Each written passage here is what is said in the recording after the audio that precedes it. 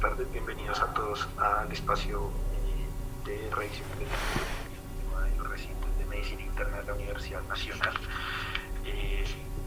Hoy nos acompaña la doctora Adriana Paula Ortega Quintero, residente primero de medicina interna de la Universidad Nacional.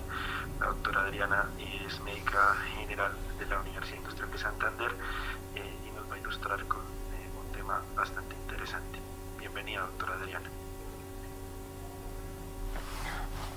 Bueno, muchas gracias, doctor Sergio Cruz, por la introducción y a todos los asistentes, muchas gracias por la participación y la atención. Entonces, realmente esta charla va a tener dos propósitos o dos objetivos. El primero, sí, estudiar las bases fisiopatológicas de la enfermedad cardiovascular asociada a la infección por el neumococo, pero igualmente incentivar o concientizar hacia la vacunación para cerrar esas brechas de inmunización en la población adulta. No vamos a hablar de modelos de vacunación, este solo es un análisis secundario que se hizo del estudio SABE aquí en Bogotá, en pacientes mayores de 60 años, 2.000 entrevistados, donde solo el 57.8% de los pacientes estaban vacunados contra el neumococo. Entonces es una forma de que cada uno concientice si realmente estamos vacunando a los pacientes que tienen indicación. El contenido de esta charla a modo práctico se va a dividir en tres partes. Una primera es la fisiopatología cardiovascular secundaria a la infección por neumococo.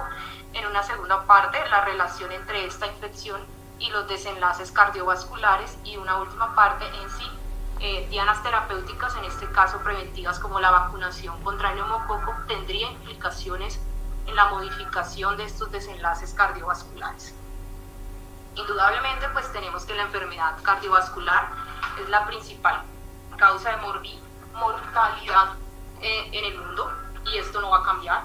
Esperamos que a medida que aumentan todos estos factores de riesgo cardiovasculares, con pues, los malos hábitos de vida, el sedentarismo, el aumento de pues, el consumo de diferentes tipos de alimentos procesados, pues todos estos factores de riesgo cardiovasculares solo van a ir en aumento y por lo tanto la mortalidad esperable para enfermedad cardiovascular va a ir en ascenso. Los gastos de costos directos en salud se calculan en cientos de billones, entonces cualquier posible diana terapéutica o posible prevención de estos desenlaces va a ser de sumo interés en la salud pública. Ya entrando un poquito en materia, tenemos que la enfermedad cardiovascular, la aterosclerosis es la condición patológica de base y que esta pues es una condición inflamatoria. Tendremos que diferentes noxas, llámese tabaquismo, llámese diabetes, llámese hipertensión, van a producir una disfunción del endotelio que va a producir una migración de las lipoproteínas hacia la capa íntima de los vasos sanguíneos y que una vez ahí se van a producir una oxidación de estas lipoproteínas con un aumento de la respuesta inflamatoria. Las células inflamatorias tipo monocitos y linfocitos van a migrar por ese aumento de la permeabilidad y lo que van a hacer es esos monocitos convertidos en macrófagos van a internalizar estas lipoproteínas oxidadas y se van a convertir en las células espumosas que van a producir entre muchos factores inflamatorios metaloproteasas. Una vez ahí, las linfocitos TCD4 van a generar una proliferación de estas células musculares lisas y un aumento de la matriz extracelular tipo colágeno que va a producir la capa fibrótica característica de la placa aterosclerótica. Por diferentes noxas o por inestabilidad de la placa se va a producir ya sea una ruptura o una erosión de esa placa aterosclerótica que va a formar un trombo. La formación del trombo no significa infarto de miocardio, como ya sabemos, depende de muchos otros factores y dentro de la infección vamos a tener varios. Lo primero es que va a haber un aumento de toda la producción de células inflamatorias, citoquinas, proteasas, radicales libres, factores de coagulación y moléculas vasoactivas, especialmente la endotelina, que producen un aumento de la vasoconstricción del vaso y también van a producir un aumento de esa disrupción endotelial y un aumento de esa permeabilidad. Lo otro, vamos a tener que los mismos patrones patógenos, especialmente la membrana celular del neumococo, por ella misma puede activar factores de coagulación, y esos factores de coagulación pueden ser locales o pueden ser sistémicos a nivel de cualquier vaso sanguíneo, ya que ella es capaz de producir, de estimular la producción de tromboxanos, de P-selectina y de los ligandos solubles de CD40 que van a generar un estado procoagulante en estos pacientes con infección. Lo otro que vamos a tener es una hipotensión secundaria a la sepsis con una disminución de la perfusión coronaria y un aumento de la demanda metabólica de ese tejido bucal. En resumen, entonces vamos a tener que la infección va a tener implicaciones cardiovasculares por el aumento de la demanda metabólica, por una vasoconstricción coronaria, un estado proinflamatorio, un estado protrombótico que va a estar asociado con los diferentes factores de riesgo: dislipidemia, tabaquismo, diabetes, hipertensión y edad, y que adicional, al ser una infección pulmonar, vamos a tener un desbalance de ventilación-perfusión y un shunt que va a aumentar la hipoxemia. Entonces vamos a tener mecanismos para infarto tipo 1 por disrupción de una placa aterosclerótica, pero también para infarto tipo 2. Ahora bien, ¿cuál es el agente patológico? En la práctica clínica, pues lo que hacemos es tratar de forma empírica todas las neumonías. Casi no vamos a tener un aislamiento microbiológico, pero en los diferentes cultivos sabemos que la infección bacteriana más frecuente va a ser el Streptococcus pneumoniae, y que a diferencia de otros patógenos bacterianos como la listeria y el micoplasma, el Streptococcus pneumoniae se asocia a mayor mortalidad y mayor severidad. Y esto es secundaria que pues vamos a tener que tiene la posibilidad o pues los mecanismos virulentos para evadir la respuesta inmune a nivel pulmonar y generar enfermedades invasivas. Sabemos que desde la infancia pues muchos van a estar en estado de portador, incluso a los 3 años estudios muestran que del 50 al 80% de los niños ya son portadores del Streptococcus pneumoniae a nivel nasofaringe. Entonces pueden producir enfermedades no invasivas como la sinusitis, la otitis o neumonías muy leves. Pero una vez alterado el sistema inmunitario, ya sea por una enfermedad como patologías oncológicas, tratamientos como quimioterapia o simplemente recibir corticoides durante más de 2 semanas, va a generar que ese neumococo forme o genere una enfermedad invasiva con afectación del sistema nervioso central, con meningitis, septicemia o bacteriemia. No obstante, ¿qué sucede en el corazón? Lo que sabemos en el corazón realmente es secundario a estudios in vitro y estudios animales, sobre todo en ratas. Lo que se encuentra es que la pared bacteriana, con sus diferentes factores de virulencia, se une a células epiteliales pulmonares y endoteliales vasculares a través de los receptores tipo TOL. Sabemos que hay 11 familias de estos receptores, generalmente se unen al 2, al 4 y al 9, y estos se van a internalizar en los diferentes células de defensa, especialmente los macrófagos, y produce una transcripción, especialmente a través del factor nuclear kappa beta, que va a producir una cantidad de citoquinas proinflamatorias que lo que buscan es controlar la infección por neumococo y dejarla solo a nivel del tejido pulmonar y pues erradicar la bacteria. Van a existir otros receptores que pues también tienen alguna participación, sobre todo estos son dominios de oligomerización de unión a nucleótidos, y este también es un subtipo que reconoce otros factores de virulencia de la membrana de la pared celular bacteriana y que también pues va a estimular la producción de todas estas interleuquinas. De forma especial, el neumococo puede agregar por él mismo, sin mediación de células inflamatorias, toda esta adhesión y agregación plaquetaria a través de los receptores tipo TOL, especialmente el 4, y puede ser homotípica, donde solo se involucran plaquetas generando unos trombos, o heterotípica con participación de diferentes células de defensa que potencian la respuesta inmunológica. Pero entonces se ha tratado de estudiar por qué invade el sistema nervioso central. Entonces, a nivel de la membrana o la mediante de la pared celular, vamos a tener 2 proteínas muy importantes. Esta primera se llama proteína A de unión a la colina y esta es la fosforilcolina. A través de 2 receptores, que es el receptor de la laminina y el receptor del factor activador de plaquetas, se internaliza ese estreptococo neumoniae en la célula endotelial y posteriormente es marcado por una proteína de ubiquitina y cubierto para formar una vesícula de clatrina y llevado a lisosoma para pues su erradicación. No obstante, en algunas ocasiones él puede escapar de esa respuesta inmune, pues de esa fusión con los lisosomas, y puede quedar libre para invadir cualquier otro tejido, especialmente pues el sistema nervioso central, pero también a través de ese mecanismo puede escapar y entrar a las células miocárdicas. Otros mecanismos de virulencia es la neumolicina, que es una toxina que forma poros en las paredes, en la membrana celular que contenga colesterol, y lo que va a producir es una lisis celular. No obstante, también se ha visto que si no produce la lisis celular, puede alterar la entrada de diferentes canales iónicos, especialmente el calcio, y se relaciona con alteraciones de la contractibilidad cardíaca y arritmias cardíacas. Igualmente puede producir especies reactivas de oxígeno que producen una citotoxicidad directa o una hipertrofia ventricular. Entonces, estos son modelos de ratones.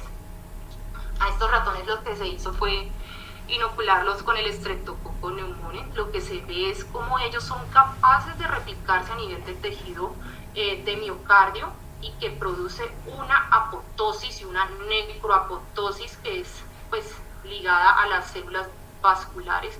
Y estos ratoncitos fueron tratados con ampicilina y posterior al tratamiento con ampicilina se les marcó con diferentes cultivos. Este es Microcirius red, y lo que demuestra es cómo empieza a depositarse colágeno, incluso con una infección de 3 a 5 días en modelos animales. Entonces, en resumen, lo que tenemos hasta ahora es que el estreptococo neumoniae genera lesiones bacterianas dentro del miocardio que van a alterar la contractibilidad cardíaca, que inducen la muerte de los cardiomocitos y que van a depositar colágeno de nuevo en aquellos que han sido tratados con antibióticos. A veces es complicado pues extrapolar hallazgos de ratones a los seres humanos, y por eso se han llevado a cabo estos estudios. Este es un estudio en primates. Estos primates son muy parecidos en su función cardiovascular a los seres humanos. En este estudio tomaron 6 babuinos adultos que tenían una media de 11 años, que en promedio sería 50 años para los seres humanos, y tomaron 3 babuinos de control. A todos los babuinos se les hizo una bioquímica completa con biomarcadores, estudios electrocardiográficos, ecocardiogramas, y 6 de ellos fueron inoculados con cepas de estreptococo neumoniae. Posterior a la infección se les volvió a repetir todos estos estudios. Durante el ensayo fueron monitoreados de forma continua, y a 3 de esos 6 se trataron con ampicilina durante 7 días, que fue el grupo convaleciente, y este grupo convaleciente fueron llevados a sacrificio después del 9º día, y el grupo agudo fue llevado a sacrificio después del 4º a 6º día. Se trató de identificar los eventos cardiovasculares mayores, que incluyen falla cardíaca, arritmias, infarto agudo de miocardio, y se hizo diferentes estudios histopatológicos e inmunohistoquímica de los tejidos del corazón. ¿Qué encontraron? Esto fue leído por un electrofisiólogo. El electrofisiólogo era ajeno al estudio. Encontraron que todos al inicio del estudio estaban con ritmo sinusal, pero una vez inoculados con la bacteria producían taquicardia sinusal. Si ven este A, es el del control, ellos son muy parecidos, tenían un ritmo sinusal. En el B y en el C, ya después de la infección, empezaron a presentar taquicardia sinusal y con unos trastornos difusos de la repolarización, alteración del segmento ST, inversión de la onda T y aplanamiento de la onda T, con alargamiento del intervalo QT. Eso fue lo que encontraron en el electrocardiográfico. A nivel de los biomarcadores de daño miocárdico, vamos a tener la troponina, vamos a tener la proteína de unión de ácidos grasos del corazón y el ProBNP. Lo que ven ustedes en puntico arriba va a ser lo que tuvo cambios significativos, y el NS va a ser no cambios significativos. Se encontraron entonces cambios tanto en troponina como en la proteína de unión de ácidos grasos, no en el ProBNP. Y cuando se compara los pacientes que fueron infectados versus los que fueron tratados, realmente no hubo diferencia ni en troponina ni en ProBNP. La única diferencia fue en la proteína de unión de ácidos grasos como muestra de daño miocárdico. Y estos son factores proinflamatorios. Entonces midieron interleuquina 6, midieron factor de necrosis tumoral. En todos, con respecto al control, se halló que se presentan cambios significativos, pero también se encontró cambios significativos en el grupo que fue agudo versus el grupo convaleciente. Y estos ya son las muestras del tejido miocárdico. Entonces aquí el A, el B, el E y el F son los agudos, es decir, los que no fueron tratados con antibióticos. El C y el G fueron aquellos que se les trató con la ampicilina, y el D y el H van a ser el control. Lo que se observa son unos cambios degenerativos citoplasmáticos, hay una vacuolización tanto en microscopía óptica, con cambios de vacuolización, con separación de las miofibrillas, cambios en el tejido graso, y lo que se observa también es una cariolisis como muestra de necroapoptosis de las células miocárdicas, incluso en los pacientes que ya pues en los individuos que fueron tratados con antibióticos, tanto en la óptica como en la electrónica. Y esta es la inmunofluorescencia. La inmunofluorescencia, lo que ven ustedes en azul, es los núcleos de los miocardiocitos, y lo que ven en verde es un marcador para la cápsula del neumococo, donde se observa que ellos tienen replicación activa en los pacientes agudos, y que ya en los pacientes tratados se observa un punteado, que son restos de la cápsula sin presentar pues ya una replicación activa, y el D va a ser el control. Este fue después a los individuos convalecientes le hicieron tinciones especiales con picrocirurios red, que es para mirar depósitos de colágeno, y encontraron que incluso al 9º día ya se presentaba importante depósito de colágeno en el tejido miocárdico, y que esto va a generar una cicatriz que va a ser el sustrato anatómico para falla cardíaca y sustrato anatómico para diferentes arritmias cardíacas.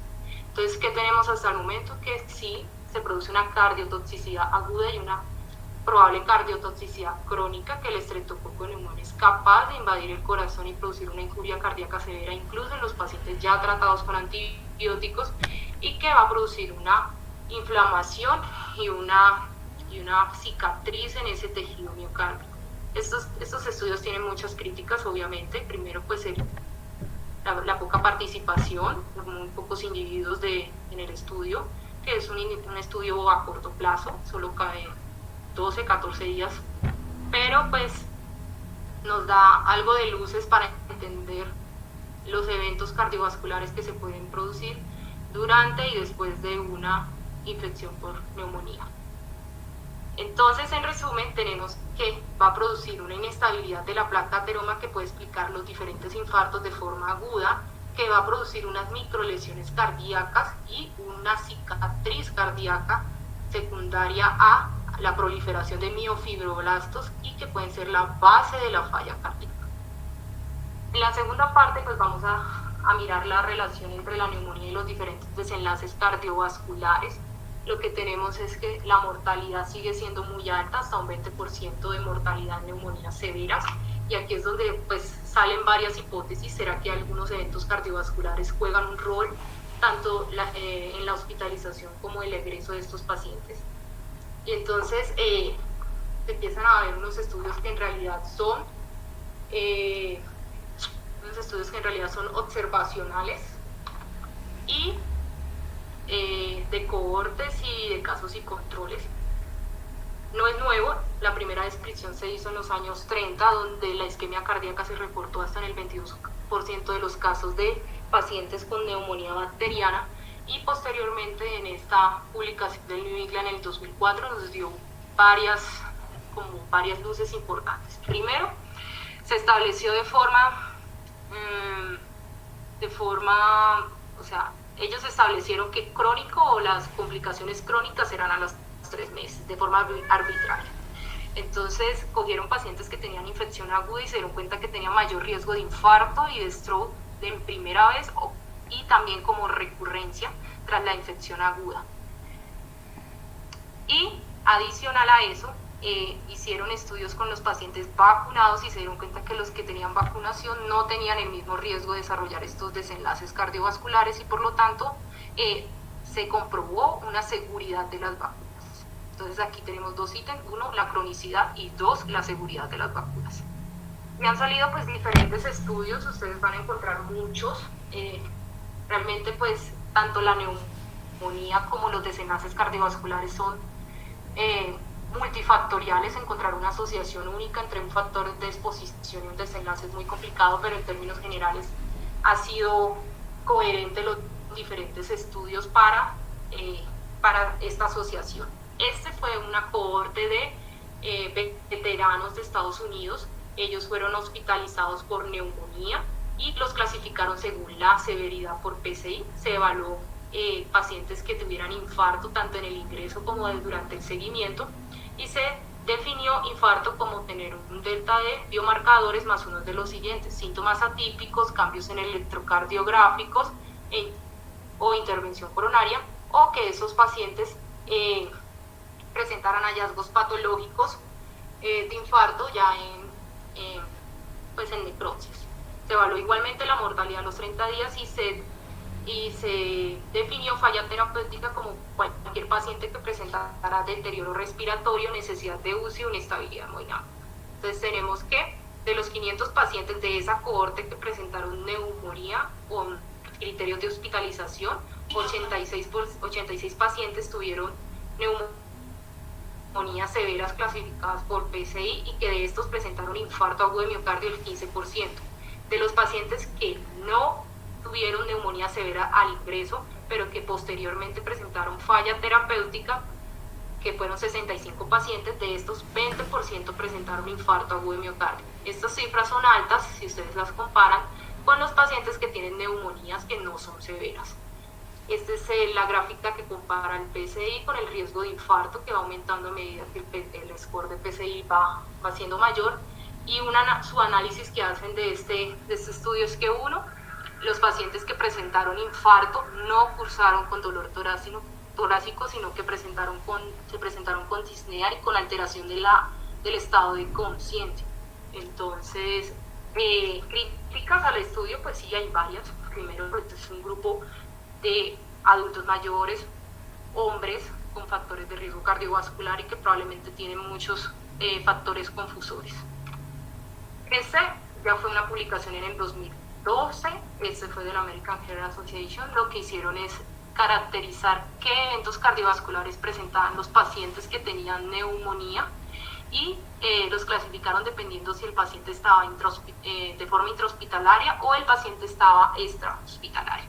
Y dense en cuenta que el paciente que está ahí hospitalizado, que tiene un riesgo de complicaciones cardíacas hasta del 26.7, ya sea por falla cardíaca, por arritmia cardíaca, por infarto cardíaco, o indeterminado, que generalmente el indeterminado era 2. En cambio, el paciente que no requiere la hospitalización solo se complica en el 2.1%, también sobre todo con falla cardíaca y arritmias cardíacas. Igualmente, por PCI el riesgo de presentar complicaciones cardiovasculares va aumentando. A mayor edad, mayor riesgo, mayor comorbilidades, pues vamos a tener mayor riesgo. Y lo otro sí cursa con evidencia de acidemia respiratoria. Este de aquí es un estudio ya de cohorte. Este estudio de cohorte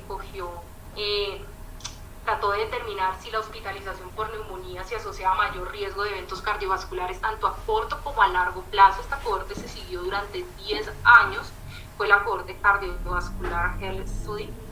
Esta cohorte lo que mostró es que sí había un riesgo de desenlaces cardiovasculares, pero que era principalmente durante los primeros 30 días, especialmente durante las primeras 72 horas, pero que incluso 10 años después seguía existiendo un riesgo de presentar estos desenlaces cardiovasculares. En realidad analizaron dos cohortes. Esta otra cohorte que se llama ARIF, que es la Atherosclerosis Risk in Communities, esa cohorte realmente presentó diferencias significativas hasta el segundo año. Después de ahí no hubo una diferencia significativa. Y este último, que es un poquito más nuevo, solo escogió pacientes que tuvieran neumonías severas y estudió qué eventos cardiovasculares podía tener. Entonces, en los pacientes que ya solo son neumonías muy severas, cogieron el 15% de los pacientes desarrollaron eventos cardiovasculares, arritmias, falla cardíaca, infarto agudo de miocardio, y también, pues, como es lógico pensar, los pacientes que desarrollan eventos cardiovasculares tienen mucho mayor mortalidad versus los que tienen neumonía severa pero sin el desarrollo de eventos cardiovasculares. Aquí hicieron unas regresiones por multivariables para tratar de identificar factores de riesgo. Miren cómo el haloperidol resultó ser incluso el factor de riesgo mayor. Esto tiene que ver con que estos pacientes presentan mucha alteración del estado de conciencia y se les usa el haloperidol pensando que es un delirio, y miren que se pueden estar presentando son eventos cardiovasculares secundarios, sobre todo lo que tiene que ver con el alargamiento del QT, el uso de diuréticos asociado a falla cardíaca, alteraciones también hidroelectrolíticas, la hipoalbuminemia, que siempre ha sido un marcador de mortalidad. Entonces, en resumen, vamos a tener riesgo de eventos cardiovasculares mayores durante una neumonía, sobre todo cuando tenemos infección para estreptococo neumonía a mayor edad, con la neumonía severa, con factores de riesgo cardiovasculares, y sobre todo durante la primera semana, pero pues este riesgo va a persistir a pesar de los años. Que no va a ser una relación pues tan fácil de definir. Es una relación muy compleja, depende del huésped, depende del patógeno, depende de comorbilidades, pero pues existe evidencia ya de que el estreptococo neumonía es capaz de invadir el corazón y que esa invasión va a producir una cicatriz o una disfunción de la placa aterosclerótica que puede conllevar síndromes coronarios agudos, a stroke, a arritmias, falla cardíaca, tanto a corto como a largo plazo. En la tercera parte, que es una vez establecido que hay una plausibilidad biológica, que hay una fuerza de asociación entre los diferentes estudios observacionales, que hay una relación temporal lógica y que hay una consistencia, podemos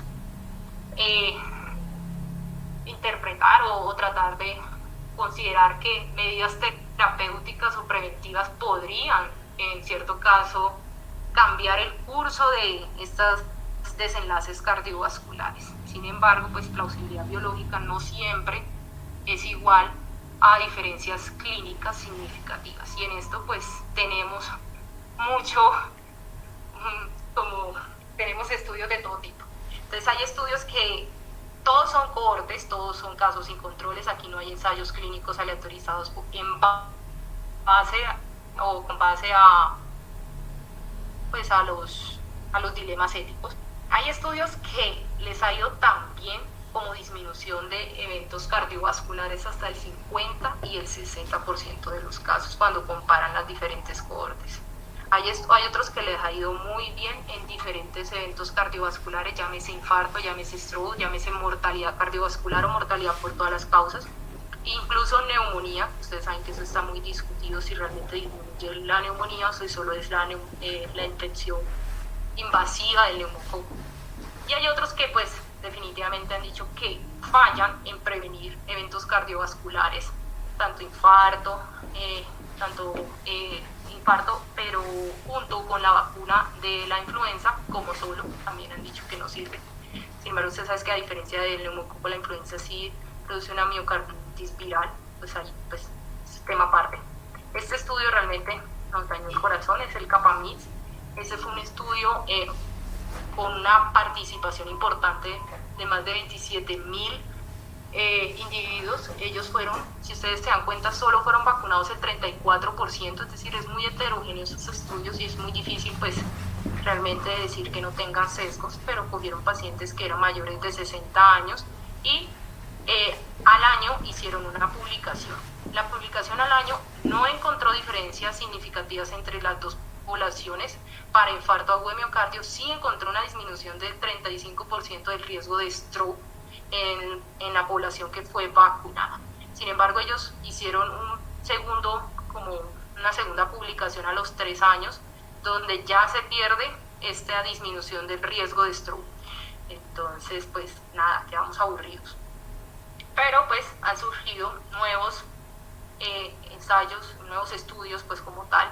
Este es el primer revisión sistemática y metaanálisis que se hace en el tema de la vacunación del neumococo. Fue publicado por la Sociedad Europea de Cardiología, y ellos en todos sus 3 estudios que se incluyeron con más de 300.000 pacientes y seguimiento en promedio a 20 meses, sí encontraron una diferencia significativa en la disminución de eventos cardiovasculares hasta en el 18% y una disminución del 8% de mortalidad.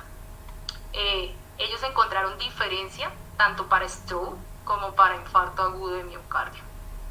Y este es el estudio pues, que compartimos nosotros en las redes sociales, es una revisión sistemática, es la más grande que hay sobre este tema y es nueva. Tenemos 18 artículos, 14 son cohortes, 4 son casos y controles, con una participación de 716.000 pacientes. El seguimiento pues dependía del estudio, fue muy heterogéneo, de 18 hasta 86 años. Estos son la edad de los participantes, de 18 a 86 años, y se siguió de 4 meses a 11 años. Participaron países de Europa, Estados Unidos, Asia y Australia. En evento cardiovascular reportaron 15 estudios, una disminución del riesgo relativo con una protección para todas las edades, pero especialmente con análisis por subgrupo, fue para pacientes mayores de 65 años. Este es para infarto agudo de miocardio, sí hubo una diferencia para todas las edades, y en el análisis para subgrupo solamente para los pacientes mayores de 65 años. Para eventos cerebrovasculares stroke no se encontró diferencia, no se encontró ninguna disminución del riesgo de presentar este desenlace cardiovascular, igual fueron solo 5 estudios. Y para todas las causas de mortalidad sí se encontró diferencia, una protección para todas las edades y especialmente para los mayores de 65 años. Entonces vamos a tener, independiente de ya pues las indicaciones de vacunación y según la guía que usted prefiera, ya sea la CIN, la CDC, la que usted prefiera, la vacuna protege contra eventos cardiovasculares que son infarto y mortalidad de causa cardiovascular, y que va a ser efectiva en todos los grupos de edad, pero va a ser especialmente efectiva en los pacientes mayores de 65 años. ¿Qué hay de nuevo? Pues este es un estudio que se llama AUSPIT, este va a ser el primer ensayo clínico aleatorizado. Van a reclutar, pues ya se repite, pacientes entre 55 a 60 años que no presentaran desenlaces cardiovasculares ya y que sí tuvieran factores de riesgo cardiovascular, mínimo 2, y pues se van a estudiar durante 4.5 años a ver si realmente existe una asociación de prevención de estos desenlaces cardiovasculares en la población que se vacuna. ¿Listo?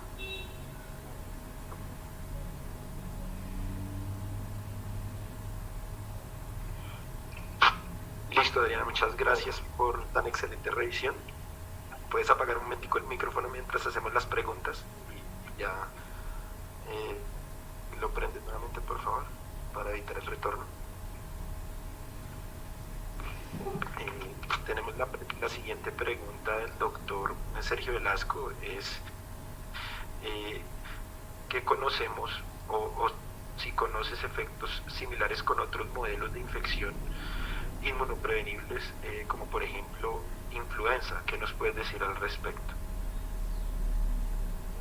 Sí, en la influenza, incluso la revisión de Cochrane, la primera que se hizo fue en el 2008, en esa revisión se evidenció una disminución de los desenlaces cardiovasculares, y se hizo otra revisión más nueva que creo que salió en el 2014. En realidad fueron solo 8 ensayos clínicos, y es de esos ensayos clínicos con 12.000 participantes, pero sí hay evidencia de disminución de eventos cardiovasculares con la prevención de infecciones respiratorias. Perfecto. Adriana, pregunta la doctora Sandra Díaz que si hay alguna diferencia en los diferentes estudios que tú mostraste en pacientes que ya han tenido eventos cardiovasculares versus pacientes que no han tenido eventos cardiovasculares. Si el impacto es mayor, es menor, es igual, ¿sabemos algo al respecto?